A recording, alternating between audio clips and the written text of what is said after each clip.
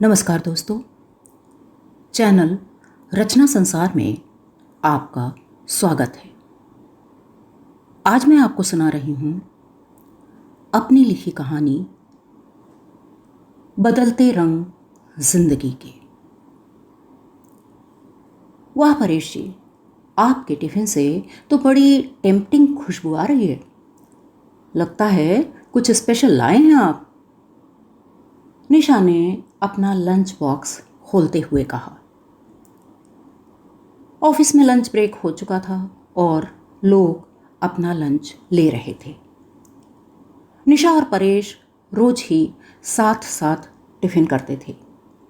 दरअसल दोनों ही इस कार्यालय के एक ही विभाग में कार्यरत थे और अब उनमें अच्छी मित्रता स्थापित हो चुकी थी। जी हाँ, है तो कुछ स्पेशल ही, खा कर देखिए ना। परेश ने अपना लंच बॉक्स निशा के सामने कर दिया। तो ये सैंडविच पकौड़े हैं? निशा ने देखकर कहा। हाँ, हैं तो सैंडविच पकौड़े ही, पर उनमें भी कुछ खास। कहता हुआ परेश बोला, लीजिए जल्दी से एक पीस उठाइए। निशा ने एक पकौड़ा उठाकर खाया तो उसे सचमुच बेहद स्वादिष्ट लगा। प्याज, शिमला मिर्च और पनीर के सैंडविच को बेसन में लपेटकर पकौड़े बनाए गए थे। साथ ही हरी धनिया और कच्चे टमाटर की चटनी जो डिश को और भी लजीज बना रही थी। निशा बोल पड़ी, वाह भाई, दाद देनी पड़ती है भाभी जी की। बड़ी प्रवीण है पाक कला में। कभी आलू के पराठे, कभी ढोकले, कभी नमकीन पूरियां और कभी मीठे पुए। Really you are lucky mister Paresh to have such a nice wife. अपन को कहाँ फुर्सत की कुछ नया बना सकूं, बस रोज वही सब्जी पराठा, वह भी बस किसी तरह रख पाती हूँ टिफिन में। सुबह तो इतने सारे काम होते हैं कि मैं तो सोच ही नहीं सकती हूँ रूटीन से हटकर कुछ बनाने की। सोच सकती हैं निशा जी, यदि पति पत्नी दोनों घर के कामों में बराबर की साझेदारी करें तो सब कुछ पॉसिबल हो सकता है। आखिर मेरी वाइफ भी तो वर्किंग है, पर मैं किचन में उनका पूरा हाथ बटाता हूँ। नतीजा आपके सामने है, परेश कह रहा था। एक लंबी सांस भरी निशा ने। वह सोचने लगी अपने पति रजत के बारे में, जो उसकी उपस्थिति में अपने हाथों से एक गिलास पानी लेकर भी पीना पसंद नहीं करते। कभी निशा कुछ कहती भी है तो हंसकर कहेंगे, यार तुम्हारे हाथ के पानी में जो मिठास है वो खुद से लेकर पीने में कहाँ। निरा बकवास, बेवकूफ़ बनाने के बहाने। निशा सब जानती है। ऑफिस के बाद घर में चकर घिन्नी से नाचती निशा बहुत चाहती है कि रजत कुछ तो हाथ बटाएं घर के कामों में, पर नहीं। घर के सारे कामों की जिम्मेदारी तो बस निशा की है। मेड सर्वेंट है, पर वह भी समय समय से आती है, बहुत से काम निपटाती है वह। पर फिर भी घर के कामों का भी कोई अंत है। उस पर से मेड की आए दिन की छुट्टी। अरे कहाँ खो गई निशा जी, लंच ब्रेक समाप्त होने को है और अभी आपका टिफिन ज्यों का त्यों पड़ा है। परेश की आवाज़ सुन निशा झेंप गई और जल्दी जल्दी अपना टिफिन समाप्त करने लगी। निशा और परेश दोनों ही एक प्राइवेट फर्म के एक ही विभाग में कार्यरत थे। निशा को तो यहाँ काम करते हुए लगभग 5 वर्ष हो रहे हैं, जबकि परेश ने अभी 2 महीने पहले ही यहाँ ज्वाइन किया है। परेश के बातचीत व्यवहार से ऑफिस में सभी प्रभावित थे। वह था भी कर्मठ और सहकर्मियों के साथ सहयोग करता था। एक ही विभाग में होने से निशा और परेश में अच्छी मित्रता हो गई थी। निशा का अपना परिवार था और परेश का अपना। दोनों ही अपने अपने बसेरों में संतुष्ट थे। फर्क था तो बस यही कि निशा स्त्री थी और परेश पुरुष। निशा को सदैव इस बात की शिकायत रहती थी कि स्त्री होने के नाते उसके ऊपर घर और बाहर दोनों की जिम्मेदारियां हैं। उसके पति का तर्क रहता कि जब औरत ने बाहर निकलने की आज़ादी ली है तो जिम्मेदारियां तो बढ़ेंगी ही। वह इस तर्क में यह भूल जाते थे कि बाहर निकलकर उनकी पत्नी ने उनके दायित्व को कितना शेयर कर लिया है। निशा का दिल तो सदैव चाहता रहा है घर की जिम्मेदारियों और कामों में पति की सहभागिता, परंतु रजत के टेम्परामेंट को देखते हुए उसने यह जान लिया था कि उसकी यह चाहत पूरी होने से रही। शुरू शुरू में बहुत खींचती थी, बड़े वाद विवाद होते थे, पर नतीजा होता था वही ढाक के 3 पात। आपस में टेंशन अलग होता था। सो निशा ने समझौता कर लिया था और उसने रजत से इस संदर्भ में एक्सपेक्ट करना ही छोड़ दिया था। पर इधर जब से वह परेश के संपर्क में आई थी, उसके मन की किन्हीं परतों में दबी उसकी यह एक्सपेक्टेशन फिर सिर उठा रही थी। अक्सर ही परेश से तमाम विषयों पर चर्चा होती थी निशा की। नारी स्वतंत्रता उनमें से एक बड़ा ही महत्वपूर्ण और प्रायः चर्चा में आने वाला विषय था। परेश कहता, अब देखिए ना, मेरी वाइफ भी तो जॉब में है। ऐसे में घर के कामों को शेयर करना मेरा धर्म बनता है। आप यकीन करेंगे निशा जी कि एक समय था जब मैं ऐसा नहीं सोचता था। दरअसल मैं गांव में पला बढ़ा। वहाँ के परिवेश में तो मैं कल्पना भी नहीं कर सकता था कि मैं कभी किचन में कोई काम करूँगा, वह भी पत्नी के घर में रहते हुए। पर जब मैं पढ़ाई के लिए बाहर आया और शहर के व्यस्त जिंदगी से परिचय हुआ तो जीवन की जटिलताएं समझ में आईं और मुझ में बड़े परिवर्तन आए। अब मैं और मेरी पत्नी दोनों जॉब भी करते हैं और घर बाहर की सभी जिम्मेदारियां बराबरी से शेयर करते हैं। परेश की बातें सुन निशा को लगता कि यदि गांव के माहौल से आए हुए परेश को यह बात समझ में आ सकती है तो शहरों में पले बढ़े रजत को क्यों नहीं। वह मन महसूस कर रह जाती। सब कुछ उसके जिम्मे ही तो था। सुबह बच्चों को उठाना, उन्हें स्कूल के लिए तैयार करना, सबका टिफ़िन तैयार करना, यहाँ तक कि बच्चों को उनकी स्कूल बस तक छोड़ने जाना भी निशा का ही काम था। रजत तो उस वक्त ऑफिस जाने की तैयारी कर रहे होते थे या फिर बैठकर समाचार पत्र पढ़ रहे होते थे। बच्चे बीमार होते तो डॉक्टर के पास दोनों साथ ले जाते, पर उनकी देखभाल करना, उनको समय समय पर दवा देना सब निशा के ही काम थे। कितनी बार उसकी इच्छा होती थी कि कभी तो सुबह की चाय रजत बनाए और गर्मा गर्म चाय उसे बेड पर ला कर दे, या कभी थकी मांदी ऑफिस से घर पहुंचती और रजत को अपना इंतज़ार करते पाती तो सोचती, काश कभी तो रजत चाय की प्याली के साथ उसका स्वागत करता। वह तो इतने में ही शायद इतनी ऊर्जा पा जाती कि और काम हंसते हंसते कर लेती। दरअसल प्रश्न शायद केवल सहयोग का ही नहीं था, सवाल भावनाओं का भी था।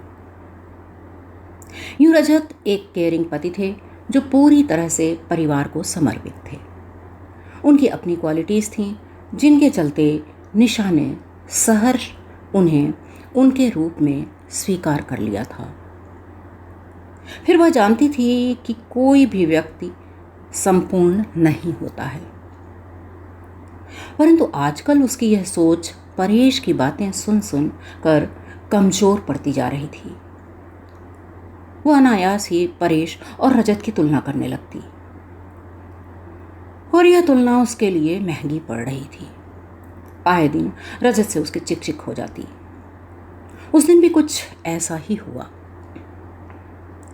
बच्चों के एग्जाम्स चल रहे थे, सो स्वाभाविक रूप से लंच ब्रेक में निशा और परेश की बातचीत का विषय बच्चों के एग्जाम्स ही थे। परेश बोला, कल रात बड़ी देर हो गई सोने में।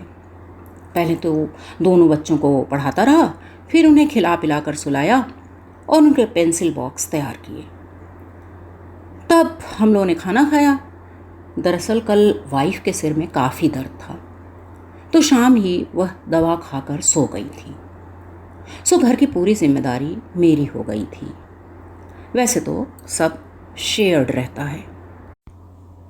तो क्या बच्चों को आप ही पढ़ाते हैं? निशा के स्वर में आश्चर्य था। उनके होमवर्क वगैरह कौन करवाता है? परेश बोला, ऑब्वियसली मैं ही करवाता हूँ। भाई, after all being a lady, घर के कामों का ज़्यादा बोझ तो वाइफ पर ही रहता है। सो ऐसे में बच्चों को पढ़ाना तो मेरी ही ड्यूटी बनती है ना। निशा कुछ बोली नहीं।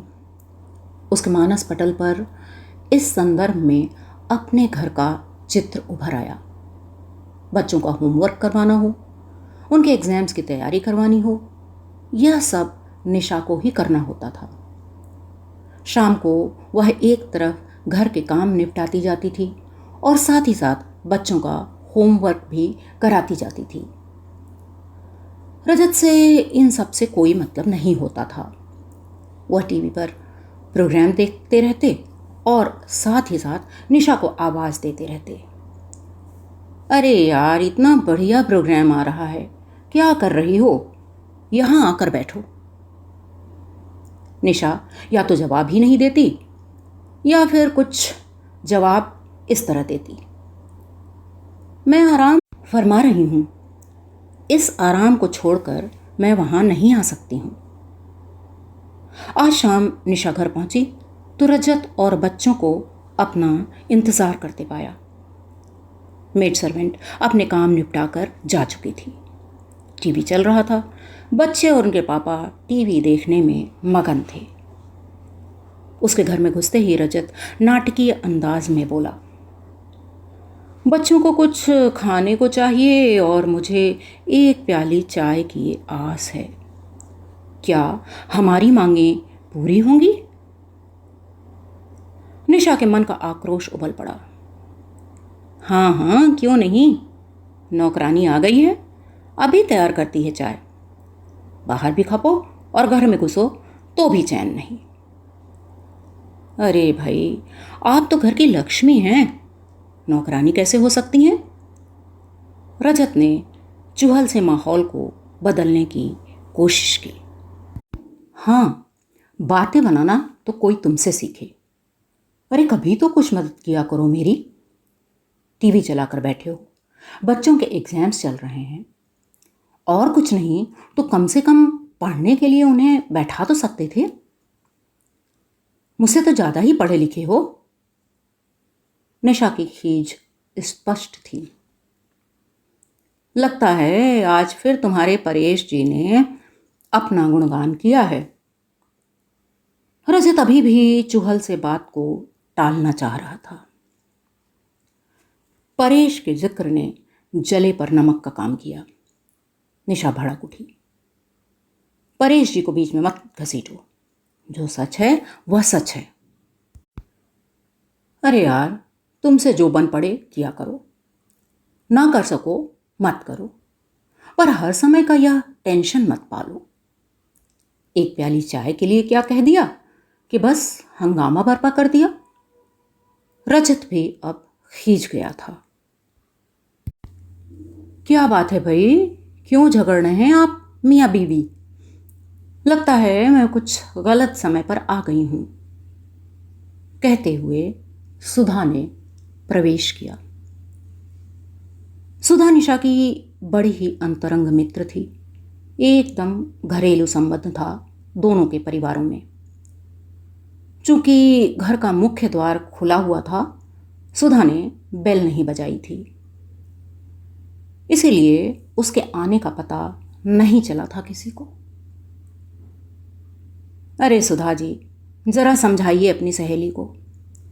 इनके ऑफिस में एक परेश नाम के महानुभाव क्या आ गए हैं, हम लोग की जिंदगी नरक हो गई है। कहता हुआ रजत उठकर अंदर चला गया। क्या चक्कर है भाई निशा, तुम दोनों के बीच यह वो कहाँ से आ गया? सुधा ने शरारत से पूछा।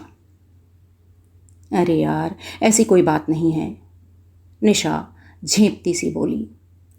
मामला कुछ और ही है। और जब निशा ने सारी बात सुधा को बताई तो सुधा ने आश्चर्य के साथ कहा, रजत का टेम्परामेंट तो शुरू से यही रहा है और तूने उसके साथ अच्छी तरह एडजस्ट भी कर लिया है, फिर अब ये एक्सपेक्टेशंस और यह रोना क्यों? क्या करूं, परेश की बातें सुन सुनकर उसका एटीट्यूड जानकर बड़ा गुस्सा आता है रजत पर, निशा बोली। और नतीजा क्या है, तू देख ही रही है। हर व्यक्ति का अपना व्यक्तित्व होता है, तो फिर यह उम्मीद करना कि रजत परेश के जैसा हो जाए, तेरी बेवकूफ़ी ही तो है। छोटी छोटी बातें ही बड़ी बन जाती हैं, जानती है ना तू। आए दिन का टेंशन ठीक नहीं है। सुधा ने निशा को वार्न किया। दोनों सहेलियां किचन में थीं, चाय बन चुकी थी। रजत, निशा और सुधा ने साथ बैठ चाय पी। सुधा के आ जाने से पति पत्नी के बीच उतर आया तनाव छंट गया था। 3-4 रोज बाद सुधा का फोन आया निशा के पास कि ऑफिस से थोड़ा जल्दी निकलकर निशा सुधा के घर जरूर आए। निशा ने हामी भर ली। निशा जब शाम सुधा के घर पहुंची तो वहां उसका परिचय सुधा की एक मित्र हेमा से हुआ, जो वहां पहले से ही मौजूद थी। सुधा और हेमा एक ही कॉलेज में अध्यापिकाएं थीं। चाय के दौरान सुधा ने बातों का रुख पतियों की घर के कामों में भागीदारी की तरफ मोड़ दिया। निशा हेमा की बातें सुनकर हैरान हो रही थी, भला ऐसा भी हो सकता है? हेमा परेशान थी कि उसके पति घर के कामों में कुछ ज़्यादा ही इन्वॉल्व हो जाते हैं। नतीजा होता है हर पल की टोका-टाकी, हर काम में मीन मेघ, और अक्सर तो वे काम बढ़ा ज़्यादा देते हैं। मसलन यदि उन्होंने चाय बनाई तो किचन की जो हालत होती है उसे संवारने में हेमा को खीज हो आती है। घर की सफाई का काम करेंगे तो एक जगह की गंदगी दूसरी जगह पहुंच जाएगी। हेमा कह रही थी कि कभी कभी तो लगता है कि अगर मेरे पति कोई काम ना करें तो मैं ज़्यादा सुकून से और ज़्यादा जल्दी घर के काम कर लूँ। हेमा चली गई तो सुधा निशा को देख मुस्कुराई। अब बता, क्या ख्याल है तेरा? अच्छा, तो यह सब प्री प्लान्ड था? निशा सुधा का आशय समझती हुई बोली। जी हाँ, दरअसल उस दिन तुझे और रजत भाई साहब को इस तरह तनावग्रस्त देख मुझे अच्छा नहीं लगा। मैं समझ गई कि यह चिक चिक रोज की बात बनती जा रही थी, जो एक पति पत्नी के संबंधों के लिए निश्चित रूप से ठीक नहीं है। उसी वक्त मुझे ख्याल आया था हेमा का, जो दूसरी तरह से परेशान थी। तभी मैंने सोच लिया था कि तुझे हेमा से ज़रूर मिलवाऊंगी, ताकि तेरे ज्ञान चक्षु कुछ तो खुलें। समझी कुछ? हाँ, कुछ कुछ तो समझ में आ रहा है। निशा मुस्कराई। कुछ कुछ ही नहीं, पूरी तरह से समझ ले। संसार में हर व्यक्ति अलग है, किसी में कुछ अच्छा है तो किसी में कुछ। दूसरों की अच्छाइयाँ और बुराइयाँ देखना और उनसे सीखना तो ठीक है, पर इस हद तक नहीं कि ये हमारी ज़ाती ज़िंदगी को प्रभावित करने लगे। सुधा ने कहा, अच्छा अच्छा, बस कर अपनी भाषणबाजी। मैं भी तुझसे कम समझदार नहीं हूं। काफ़ी देर हो गई है, अब चलने दे। घर पर सब इंतज़ार कर रहे होंगे। कहती हुई निशा सुधा से विदा लेकर अपने घर चल दी। घर में उसने प्रवेश किया तो रजत ने उसे देखते ही चाय की फरमाइश की। बड़ी देर कर दी तुमने, कब से एक प्याली चाय के इंतज़ार में बैठा हूँ। बच्चे भी भूखे हैं, क्या कुछ मिल सकेगा? कुछ डरते डरते रजत ने कहा, ज़रूर ज़रूर, बस 5 मिनट और इंतज़ार करें आप लोग, मैं ज़रा फ्रेश हो लूँ, फिर मैं चाय के साथ आप लोगों के लिए गर्मा गर्म कोई झटपट नाश्ता भी तैयार करती हूँ। कहती हुई निशा अंदर चली गई। बहुत दिनों बाद निशा के इस चिर परिचित रूप को देखकर रजत चकित था। उधर निशा चेंज करके फ्रेश होकर तेजी से किचन की ओर बढ़ी तो बीच में ही एक सरप्राइज उसका इंतज़ार कर रहा था। 2 प्यालों में गर्मा गर्म चाय के साथ डाइनिंग टेबल पर बच्चे और रजत उसका इंतज़ार कर रहे थे। बरबस ही निशा के मुंह से निकला, ये चाय मैंने बनाई है भाई, बहुत अच्छी तो नहीं होगी, पहला प्रयास है, पर धीरे धीरे हो जाएगा। रजत शरारती अंदाज में बोला, और परेश जी तो मैं नहीं बन सकता, पर छोटी मोटी मदद तो मैं अपनी पत्नी की कर ही सकता हूँ, है ना बच्चों? दोनों बच्चे हंस पड़े और निशा आंखों में आश्चर्य लिए एक सुखद एहसास से भर उठी थी। वह समझ गई थी कि सुधा ने उसे ही नहीं संभाला था, बल्कि उसने रजत की भी काउंसलिंग की थी। जो भी था, निशा और रजत में आए परिवर्तन ने पूरे घर को एक खूबसूरत अनुभूति से महका दिया था। तो यह थी मेरी कहानी, बदलते रंग जिंदगी के। आशा है पसंद आई होगी। फिर मिलेंगे इसी चैनल पर एक नई कहानी के साथ। तब तक के लिए नमस्कार। आपका दिन शुभ हो। धन्यवाद।